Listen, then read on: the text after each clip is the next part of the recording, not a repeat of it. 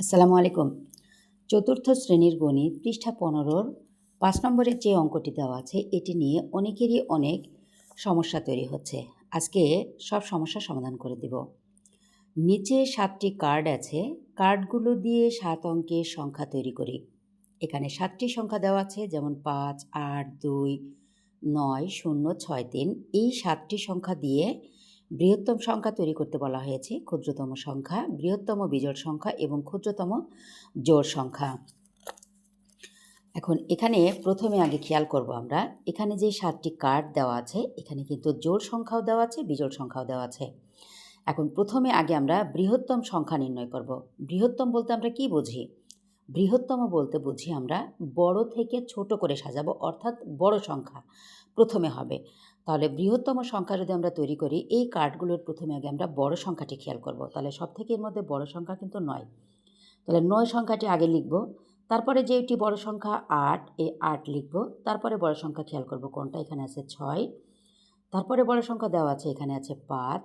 তারপরে কত দেওয়া আছে? ৩, এখানে আছে। তারপরে লিখব ৩, তারপরে আছে ২, তারপরে লিখব কত? ০।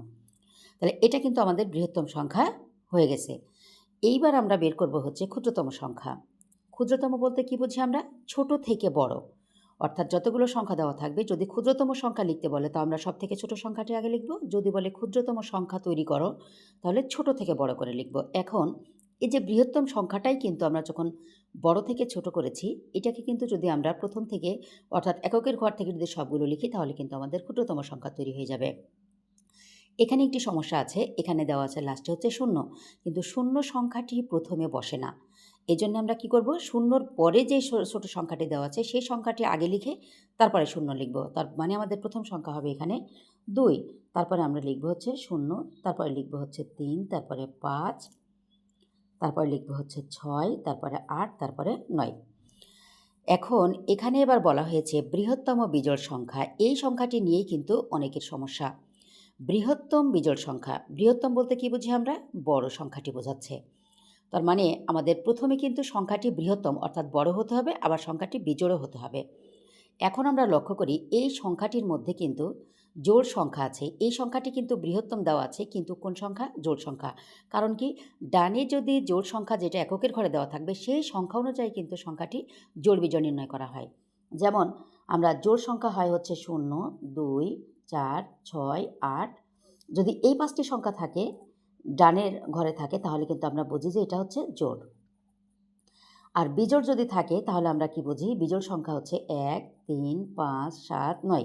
যদি এই সংখ্যাগুলো যদি ডানে থাকে লাস্টে, তাহলে আমরা বুঝি এটা বিজোড় সংখ্যা। এখন এই যে এটাও কিন্তু বিজোড় সংখ্যা, কিন্তু আমাদের বের করতে বলা হয়েছে বৃহত্তম বিজোড় সংখ্যা। তাহলে বৃহত্তম সংখ্যা বলতে আমরা, বৃহত্তম হচ্ছে তার মানে বড় থেকে আমরা ছোট করব, কিন্তু বিজোড় একটি সংখ্যা আমাদের ডানে রাখতে হবে। এখানে বিজোড় সংখ্যা দেওয়া আছে দুটো, একটা হচ্ছে ৯, একটা হচ্ছে ৩। যেহেতু বৃহত্তম বের করতে বলা হয়েছে, তার মানে ৯ তো আমাদের অবশ্যই প্রথমে রাখতে হবে। তারপর আছে কত? ৮, তারপর আছে কত? ৬, তারপর আছে কত? ৫। এখন আমাদের এখানে আছে বিজোড় সংখ্যা হচ্ছে ৩। যেহেতু বিজোড় সংখ্যা তৈরি করতে বলা হয়েছে, তাই এই ৩ সংখ্যাটা আমরা ডানে দিয়ে দিব। তাহলে তার আগে আমাদের কত আছে? ২, তারপরে ০। এবার এই ৩টা আমরা এখানে ডানে বসিয়ে দেবো এখানে। তাহলে কিন্তু আমাদের এটা বৃহত্তম বিজোড় সংখ্যা হয়ে গেছে। এবার বলছে ক্ষুদ্রতম জোড় সংখ্যা। তাহলে ক্ষুদ্রতম বলতে আমরা কিন্তু সবথেকে ছোট যে সংখ্যাটা সেই সংখ্যাটা বুঝবো। তাহলে ক্ষুদ্রতম যদি আমরা জোড় সংখ্যাটা তৈরি করি, তার মানে ছোট থেকে বড় হবে।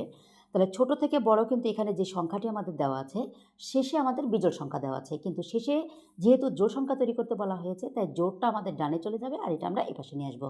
তাহলে ক্ষুদ্রতম আগে লিখে নিই, ২, ০, ৩, ৫, ৬ পর্যন্ত লিখে আমাদের এই দুটো সংখ্যাকে আমরা চেঞ্জ করব। যেমন বিজোড়টাকে আগে নিয়ে আসবো আর এই জোড় সংখ্যাটাকে আমরা পরে নিয়ে যাব।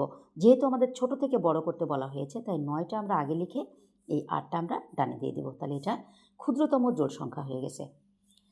আজকের পর হয়তো এই অঙ্ক নিয়ে আর কারোর সমস্যা থাকার কথা না। আশা করি সবাই বুঝতে পেরেছেন। ধন্যবাদ সবাইকে। আসসালামু আলাইকুম।